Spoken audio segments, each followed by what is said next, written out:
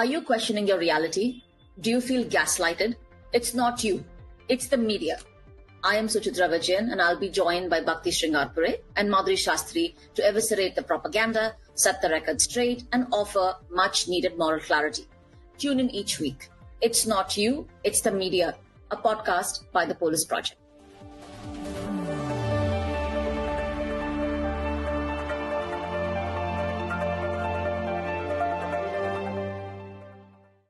Welcome to It's Not You, It's the Media, where we break down how media manipulates narratives, gaslights the public, and shapes what we think is the reality. In today's episode, we're asking why the media always gets the migration coverage wrong. From selective sympathy shown to Ukrainian refugees, to criminalization of Black and Brown immigrants, to media narratives around immigration shaped by race, class, and geopolitical interests, we're going to dive deep into what's happening across the world, but also what's happening in our own backyards in the US. We're going to talk about Haiti, we're going to talk about what's happening to Venezuelan refugees and immigrants, but also what's happening to the ways in which Palestinians have always been represented. Let's start with what's happening in New York. Madhuri, do you want to tell us what's been happening? New York is a sanctuary city, but what's been happening here since Trump's arrival? Sure. Well, Suchitra, it doesn't feel like a sanctuary city anymore. There have been increased ICE raids. Actually, it's difficult to say whether there have been increased ICE raids because ICE has been pretty intensely operational in New York, even during the Biden administration. But there have been much more bombastic ICE raids since Trump has taken office. And notably, what happened was the Homeland Security Secretary, Kirsty Noem, joined ICE during their first raid on undocumented migrants, and she had this absolutely horrific posts on Twitter. She said, she's filmed saying it's time to get dirt bags off the street of New York, and there's these pictures of her standing like this, with her chest puffed up and whatever in front of like with the ICE team. In curls and makeup, and then there's like pictures of her on social media doing a perp walk. It Wow. looks like stills from the worst, most corny, cliche guns and glory movie you could possibly think of. And there was not that much outrage about this in the liberal media, even though it was one of the most horrific, heartbreaking things I've seen. And as these ICE raids have ramped up, Governor Hochul and the mayor, Eric Adams, have both said that, well, they basically towed the Republican line. They've said that these ICE raids are going to be targeting criminals, gang members, yada, yada, yada. And so we welcome these ICE raids and we're going to work with them. It's really embarrassing. It's very depressing. It's heartbreaking. There's a real palpable environment of fear, especially among, you know, the city's migrant workers or immigrant workers like street vendors and other service providers, nannies, all of these groups of people. And I think in the last week alone, the last I read, ICE had arrested about 100 people. And there were these reports of raids that had been conducted and undocumented minors being rounded up at churches, at schools in Queens and the Bronx and everything. So it has really been the site of some very grotesque, violent arrests. And of course, we know that deportation is what is in line for these immigrants who have been rounded up. As you're saying this, I'm coming back to Suchitra's question, which is why does the media get all this sort of horrific migration coverage wrong? I mean, the word migration is not even sufficient. These are deportation, forced deportations. Those folks who were taken to Colombia with their hands zip tied, they were not allowed to use the loo on the deportation aircraft, not given water, food, just absolutely horrific stuff. And yes, we have seen some coverage of it. Yes, it's been there, but I see so much around the kind of glee of blaming people who were anti-Kamala, who were anti-Biden, who were all this shaming of, see, this is what you get, this is what you get. I mean, why is this even a line that the media needs to toe or anybody needs to discuss or throw out there? The thing that they should really remember is that Trump is now saying he's going to, spruce up Guantanamo so that all the migrants can be, the undocumented migrants can be just put there. And while this is suddenly super horrific to the media, who kept Guantanamo open? How many years did Obama have to shut down Guantanamo? I mean, Year after year, he made false promises. Then we have Kamala, then we have Biden, all these people, and they have let Guantanamo be as is. And now here it is. We get this vile guy, and he's going to use it to the best of its purpose. So I'm just really tired of this, the media's inability to really take a holistic approach and to think about migration, to think about deportations, to think about the notion of legality, illegality, documents, documentation, visas, what all of this stuff means within a historical continuum. What is what, how has it been in the US? Have we ever had a golden era of migration? There is such an ahistoricity, there is such an inability to just have a Yeah. wide view of what is going on, and zero humanity in the coverage. Everybody, all the references are wrong, all the terminology is wrong. I don't know why. I just they cannot humanize and historicize the coverage of migration. Yeah, I think I just wanted to jump in and say to your point, Bhakti, I remember something you'd shared with us on the group, which is that actually statistically, the most number of deportations that have Yeah. occurred recently, the most number one is during the Obama presidency. The Yeah. second is during the Biden presidency. And the third was Trump's first tenure. So Trump is actually, and the progressives used to call Obama, deporter in chief, which he absolutely was. Like he Hmm. has the most number of deportations. And the media absolutely refused to cover it. I think a big part of it is also how America views race, and there is no class analysis, right? In the racial categorization, bodies are either bodies to be exploited, bodies that are criminal, or bodies that can be expendable.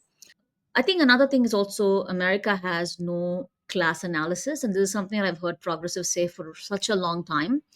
But increasingly, when you see that there is no understanding of how class and race intersects, to talk about migration in terms of illegality, but also in terms of documented and undocumentedness, right? To get be documented in the United States is an expensive thing. My own experience of this country is my partner who's been in this country for 20 years, who for all purposes had the direct route to for citizenship, took 20 years. He arrived in this country the years after 9/11, and it took him 20 years to get citizenship.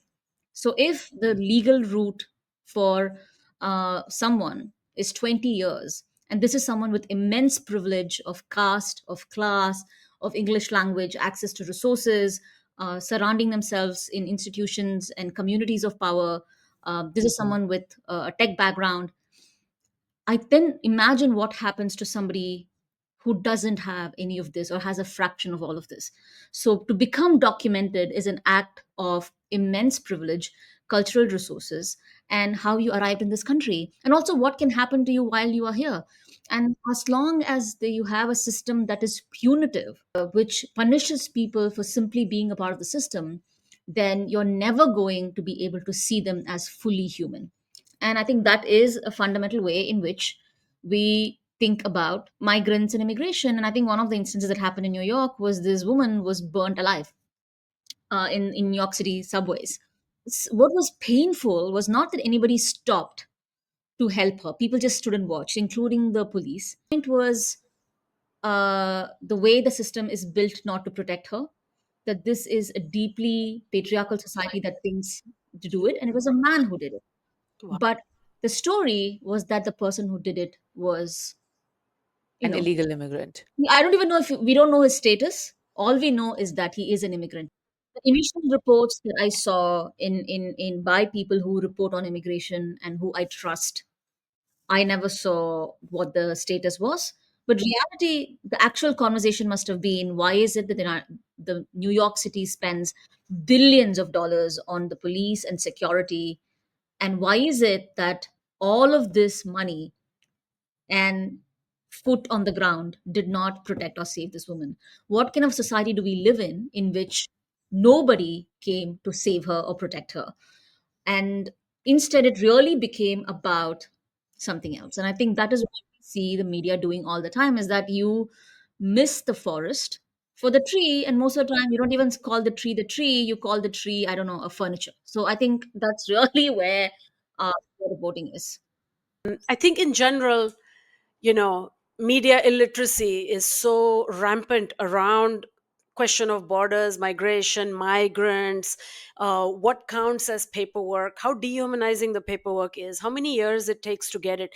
I still remember when I first came to the US and I had the F1 visa, because I came as an undergrad, and then I continued to have an F1 visa. It had to be switched because then I went into a PhD program and then had to get a different F1 because I was in a different institution, all these things. But along the way, when I met so many Americans who had no idea how any of this happens, there would be a lot of condescension and a sort of pat on the back, like, good for you, like, our country let you in, that's so wonderful. And it's like, I have spent a gazillion dollars getting these visas, showing this much money in Indian bank accounts, doing this, doing that, the amount of blood tests, doctors tests, the tuberculosis test that always comes back positive, all this, the amount of, like, biosurveillance, the physical nature of this dehumanization, all of this stuff is lost on everyone. People think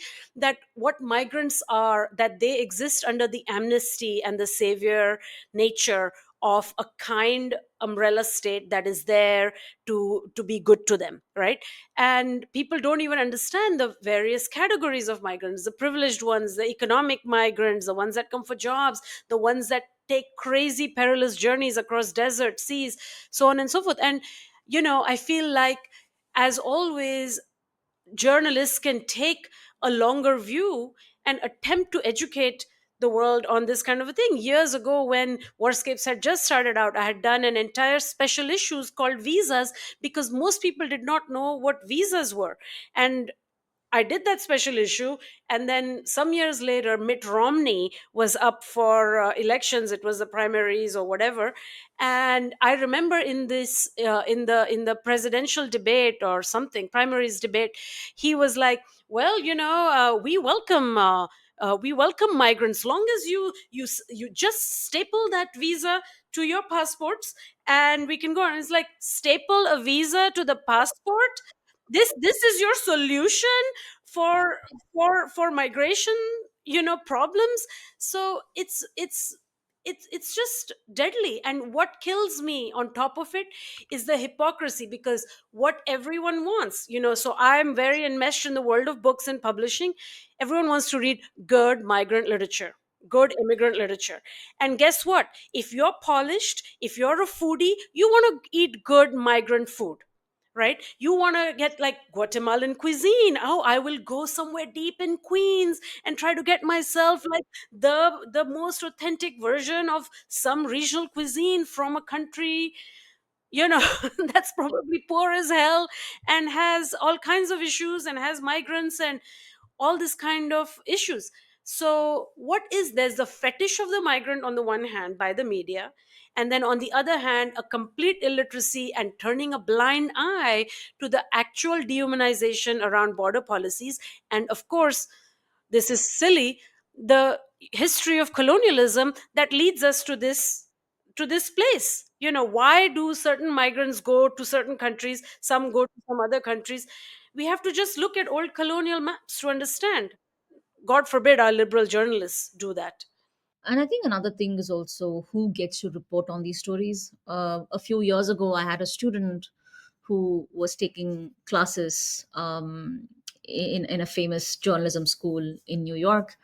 And the student of mine was just absolutely appalled that one of the people who came to speak to the journalism students as a guest lecturer was a New York Times journalist who was there to talk about the then the housing crisis and the the shelters, and migrants are using the shelters and how does it work.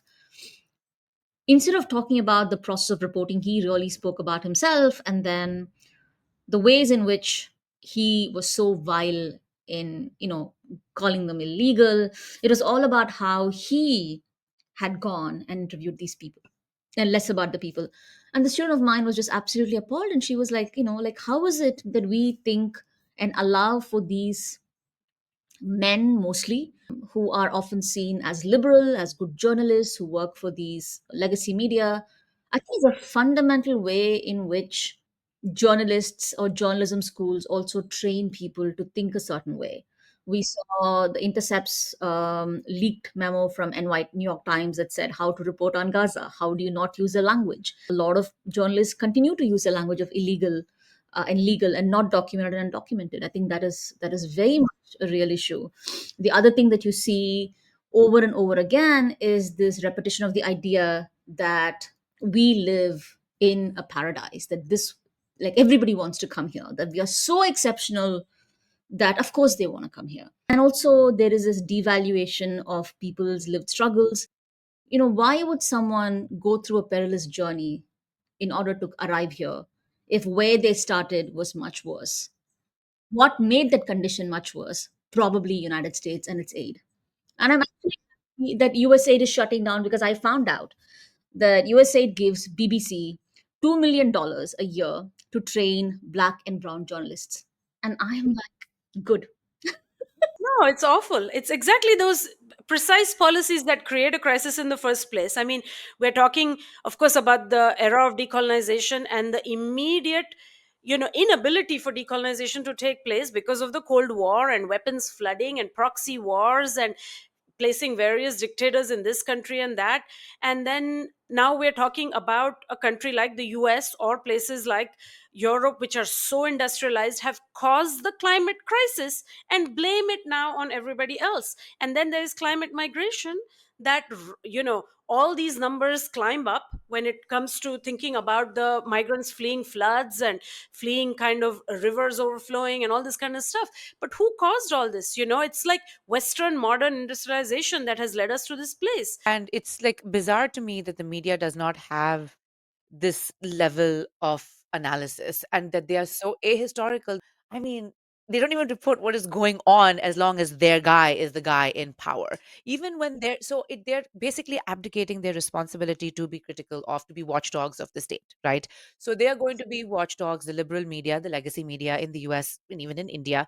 They're going to be watchdogs of one particular person or state, and that is the state that they consider to be an adversary. And I'm going to like even look at, for example, sort of the kids in cages narrative that we saw proliferating during or like this just intense reporting around kids in cages that we saw around the first Trump presidency, where people were rightfully up in arms. And when Trump rightfully reminded everyone who built those cages, which was actually Obama, then what happens is Biden gets elected and he has this strong moral objection to the kids in cages, and so does Kamala Harris throughout their presidential and vice presidential campaign. And what happens when they get elected? They continue the process of family separation at the southern border. And there was this very interesting report I was reading from, Hunter College, where this person says what was kids in cages then just got renamed to migrant facilities for children. And then, of course, the media calls it migrant facilities for children. Where have you seen the term cages, even though they are literally housed in cages? We are seeing this copying and absorption and regurgitation of the state's narrative. So the media doesn't even know what its role is. The media is so confused or deliberate, even. I don't even want to say they're confused. They are deliberately at not reporting on things that they are supposed to and holding a mirror in the way that they are supposed to, because of course we exist in an in a capitalist neoliberal world where they are prioritizing eyeballs and profit and blah blah blah, and it's not profitable, and it is in fact maybe boring to report on kids on cages when we have Biden in power. I know. And I think I like the when we started chatting, you used the word allegiance. And this word is so key because I always think about people's allegiance to paperwork and these kind of lifeless documents that carry so much of our lives. I remember when I got naturalized in the US, people were like, "How did it feel? How did it feel?" I said, "It felt nothing." And then in India, you can't have dual citizenship, so I had to renounce the Indian passport, for which they charge like $300 or something like that. And then everyone's like, "Oh my god, do you feel bad renouncing the passport?" I said, "I feel nothing towards these documents." I said, "And maybe I have schooled myself to feel nothing whatever it is, I refuse to have allegiance to pieces of paper created by the state. But you have a media, you have journalists who are so in awe of a kind of paperwork, of a kind of process, and they don't understand half the time these processes are carceral. All they have within them is logics of imprisonment and detention. You don't sign one thing a particular way, it leads to this consequence. You cannot valorize paper, you cannot valorize these processes and think of them through this patriotic allegiance lens. I really like you articulating the process as carceral, because I don't think people understand how debilitating it is. A lot of, I mean, if you are a spouse of an H-1B person in this country, for all purposes, you can't work. The capacity to work is gone. The capacity to access things are gone. Again, the idea that somehow these are not easy processes, and it's a very punitive carceral system. And I just wanted to flag something up, Bhakti, because you talked about being an old school Marxist. Is that there's a website that I usually cite, I use for teaching. It's called the refugeeproject.org. It basically visualizes publicly available data. Again, public data is far lesser. At least from 1975 to present day, we know that every single act of refugee crisis or migration in the world has happened because of the US, NATO, or Western intervention. Just like when I show this to my students, the first thing that for their first reaction is, what? Initially, the data was there for between 1975 to 2012. And today, when I was checking the website, they updated it to 2023. But same thing, every global forced migration, refugee crisis starts because the genesis is always a US, NATO, or some kind of Western intervention. Talking about India, I just felt so heartbroken when I saw those images of Indians handcuffed and sent back. It was really painful. And I was hoping that the great Prime Minister of India, Mr. Modi, who was so feared and beloved at the same time, or his little henchman Jai Shankar would say something, and he says, "Oh yeah, yeah, it's very." Somebody said, like somebody in a press conference says, like, "Hey, how is it okay for Indians to be, handcuffed and brought here?" Jay Shankar says, that's just normal protocol. And what's interesting is that the Colombian leaders who sent the flight back, military flight back, saying trying to migrate is not a crime and these are not criminals, and I will not receive them in a military plane with handcuffs and no access to toilets or restrooms. You send them back to my country with the respect that they deserve. Colombia stood up the United States, sent the flight back, and India is like, it's just protocol. Again, because we have to understand that India now produces one of the highest number of refugees crossing from the southern border. The Indians who are flying to the US, UK in a certain visa and overstaying. Others are spending up to 1 crore of Indian rupees to get to places in South America and make the perilous journey to the. That number has gone up quite significantly. And we again have to ask why? Why are people leaving? Why are they undertaking these journeys? Is it because where they come from is not really where life is possible, where the dignity is not possible? It's not what the American media or Western media or even the Indian media is remotely interested in. Like, they are not interested in this. They are megaphones of the state. So they're not interested in asking these questions at all. In fact, I did see some reporting about the BBC from the BBC that said that these deportations to India is actually not a new thing. And last year, with the last fiscal year, which ends in September 2024, um, 1,000 Indians were deported to India, you know, and they had used charter planes, not military planes, but they used charter planes, and then there was no reporting on that. Like, we had no idea. Only last year did I learn that that Indians are the third largest group of undocumented immigrants now in the U.S. The media is not interested in unpacking why they are not interested. Maybe there are some human rights organizations and other watchdog agencies and NGOs that might do this reporting. The media is not interested in those reports either. This is what we talk about all the time. There are no media jobs. Where before we used to have the crime beat, a lot of the immigration was covered by crime reporters. Like, nobody is hiring. you are hiring for all purposes either your liberal old guard or an influencer. Are not like, it takes years to become a good like reporter. It takes years to build those connections. It builds, and another thing is that I remember wanting to write about, when Midnight's Borders was being written, there is a small paragraph on Indians crossing the border, because it was in the middle of COVID. I couldn't add more details. Back then, I had put together a list. I still have that Excel sheet of lawyers and others who represent Indians who are being held in cages, who are being detained. You had lots of Indians who were going through hunger strikes.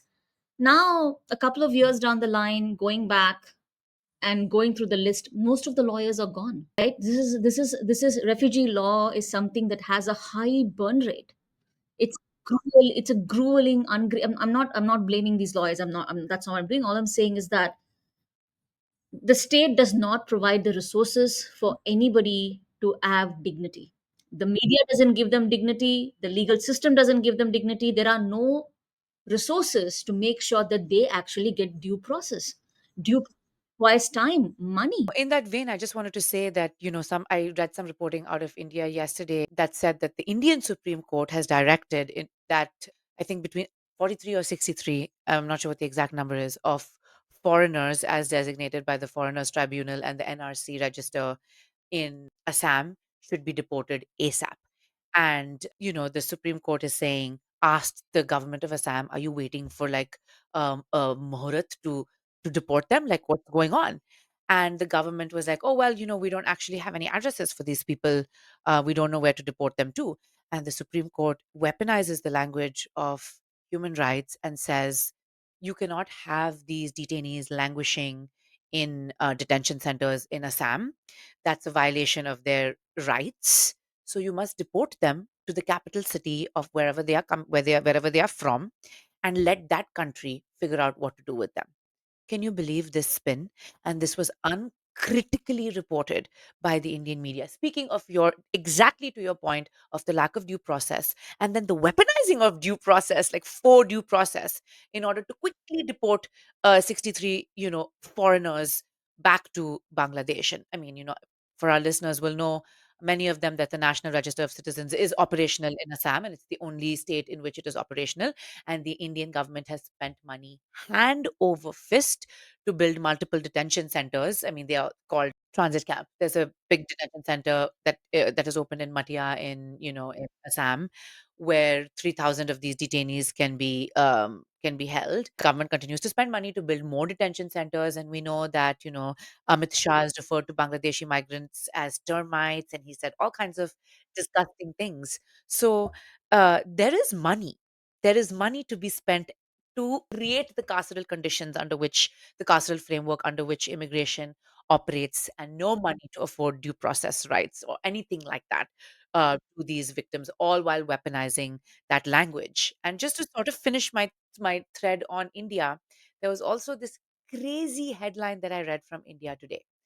If Trump can deport illegal Indians by the plane load, why can't the Modi government evict 63 Bangladeshis? Okay. Because these very same Indians are viewing the people who are deported back to their country as problematic. They don't even view their own people who are being deported as humans. And they think these people should be punished. I mean, you've heard a lot of liberals, I'm sure, have a very punitive attitude towards people who are economically unprivileged or caste privileged. And this is it, right? How dare you go to the US and overstay your visa? You should be deported back. Serves you right. When I first moved to New York, there was a group of Indians that we used to socialize with, and this kind of thing about, oh, we came to this country legally. No, they didn't. Was just so casually thrown about. Even now it is. I'm not saying that it isn't. It's just that there is a certain nastiness that comes with only certain groups of people with very specific parameters can aim to have a good life. Yes, it is that whole bootstraps narrative, right? I pulled myself up by my bootstraps. How dare you expect any privileges, and, saying that you're going to refuse to accept that maybe your ladder was a little bit more gilded than somebody else's, and instead of making it easier and breaking down the ladder and extending your arm, you want to take off some rungs so that the people after you can't climb on. And this is neoliberalism, right? It's neoliberal scarcity. So, I mean, essentially, I think one of the things that this conversation shows us, and we know this, it's really like every country's problem, and every country, every journalist, every media in every place that has media somehow manages to cover migration badly. And I don't know what it is. Yes, this pervasive xenophobia, this extraordinary allegiance to this idea called nation. Are you American enough? Are you Indian enough? Are you French enough? Are you Italian enough? And we didn't even get to Fortress Europe, which in my mind gets covered a lot, because they were having those boats that would capsize. I mean, it still happens, but there was a phase where it was really, really bad. And European racism had been very unmasked. It's still unmasked. There are draconian policies still very much out there in Europe. And then you think, okay, that's the Western issue, that's a white issue, colonial issue. And then you think of places like India, and it's just as horrible. We're talking about CA, NRC stuff that has continues to have deep resonances. Then we are talking about Egypt, which gets all the Sudanese and the Palestinians, people we all deeply care about, and the way Egypt treats them and how horribly they treat them, and the ghettoized nature of where they are put, what they are denied, lack of any rights. So it's just such a pervasive, such an extraordinary problem. And part of me feels that if you have a privilege to be part of a media organization, if you're a journalist, it means that you've had some basic education, some time, some resources to sit down and think. Why don't you ask yourself, what is wrong with our idea of nation, that we have come to a place where we are so alienated by something that has been a human behavior from the beginning of time, moving from one place to another in search of opportunity, in search of whatever, love, new jobs, new anything, new landscapes. It doesn't matter. It doesn't have to be adverse, awful war conditions. I mean, that's also the reality, but it doesn't have to be like that. Why is it that we have taken something that's a human instinct, the human instinct of movement, and turned it into this awful, awful thing that needs to be contained by detention policies, imprisonment, torture, captivity? And, you know, that there is a sort of media that refuses to think about what's wrong in an overarching way with how they're thinking about this. I have a couple of thoughts. One is that, the way that you articulated it really made me think about how internalized this xenophobia is, right? And when you have a white supremacist nation like the US and you have a Hindu supremacist nation like India, there are certain types of people who are still allowed. And there is this idea in India, for example, the people who are excluded from the Citizenship Amendment Act's rules are Muslims, whereas like Christians, Parsis, Buddhists coming from other countries aren't subject to it, And in the US, there is a certain type of refugee who is actually welcomed in, and there is a certain type of person who is not allowed. And the US, in addition to being white supremacist, has always been very aware of how to build a nation of elites. I think among that, New York is elite among elite. Everyone has some kind of eliteness, and the US is very willing to open its doors to it because the people it wants to let in, the migration that it will support and that it will facilitate, are the migrants who will keep those structures of power in place, that will reinforce the whiteness, that will reinforce their supremacy, their hegemony. And it's the same in India, it's the same with any of these countries. So it isn't a blanket like, oh, nobody is allowed to come here. It's a very pointed, you are not allowed to come here, you Muslim not allowed to come here, you rich elite caste privileged person, sure, why not, but you other undocumented Indian migrant, go back in handcuffs. And the media has very uncritically accepted this xenophobia and allows the reporting, the proliferation of these terms, as Suchitra has pointed out before, and you have Bhakti, of good immigrant, bad immigrant, blah, blah, blah. So they're very clearly telling you that there is space for a very particular type of person here.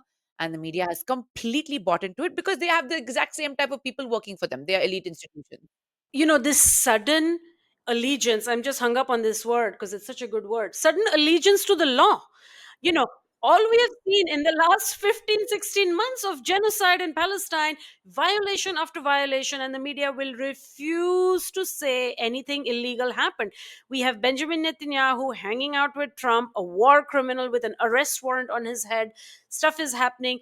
Nobody wants to quote the law. But oh, when it comes to refugees, this is illegal, this is illegal, this is allowed, this is not allowed. Suddenly you are a lawyer? Give me a break. I think one of the things I want to kind of cite is also how, when the war in Ukraine started and Ukrainian refugees were leaving, I just want to quickly cite some of the things that journalists said. This guy called Charlie Diagata from CBS, reporter in Kiev, said, Ukrainians are European. They are civilized. Unlike Iraq or Afghanistan, that seems conflict raging for decades. I'm like, this is just that they were just so aghast that white people could be refugees. And the other one, they have the ITV journalist in Poland said, the unthinkable has happened. And she says, Ukraine is not a developing third world nation. This is Europe. And you have this kind of reporting go on and on and on. And again, you realize that this is not something new, and there's a long history. There's an essay that really talks about how initially, when it's about how the media got the Balkan Wars wrong, and it's as if like the same thing keeps repeating over and over again. They say how initially, when people were reporting the Balkan Wars, because this was in the heart of Europe, US editors or just in general editors didn't want you to cover a refugee crisis or violence in the heart of Europe. And I'm just like, what? And this is an essay that's written by actually speaking to all of these war reporters in the heart of Europe. But finally, I just want to give one last example of the complicity. So, the Washington Post, which had just weeks before granting the decision for Ukrainians to have asylum, characterizes the whole process of giving Ukrainians asylum heartening. Okay. And then at the same time, calls the Biden administration's leniency towards Haitian refugees has led many or most Haitians towards the border. So imagine the absolute cruelty. Exact same time, the Washington Post calls the Biden administration decisions to grant Ukrainian refugees asylum heartening, and chides the Biden administration all around the same time for simply allowing. Again, the Biden administration was not being lenient to the Haitians. Let's be very clear, nobody is lenient to the Haitians. That is where we are. And this reminds me very quickly, of course, of Clinton, where the ex Yugoslavia, former Yugoslavia, genocide, okay, in some forms, and then Rwanda, and then who got to come, right, to the US? Who got the papers? Who was facilitated? Who was allowed? I mean, the anti-blackness. I mean, just forget about it. Out of Yeah. control. At the time, of course, the debates were always about intervention. Who should intervene, etc., etc. But what happens after war ends too? After the stuff, the rage of it dies down. Where do people go? Where do displaced people go? And you know that the white ones did much better in Europe and in the US compared to the Rwandans and Ugandans and all the folks that were displaced in that particular area. Well, we're also seeing the same thing sort of play out again now with Palestinian refugees and Afghan refugees. And I remember Canada was a big side of this when Ukrainian refugees started coming in by the truckload. There was all of these very benevolent narratives, and they were accepted into the country and given as royal treatment as one could possibly have as a refugee. And it was great because that should have been the template for everyone. And this, of course, came at the expense of Afghan refugees waiting in line. And do we think the US is going to open its doors to Palestinian refugees? Absolutely not. Anyway, the next time you see something about a good immigrant or a bad immigrant or a good refugee or a bad refugee or anything that calls a migrant detention, calls cages migrant detention facilities, remember, it's not you, it's the media.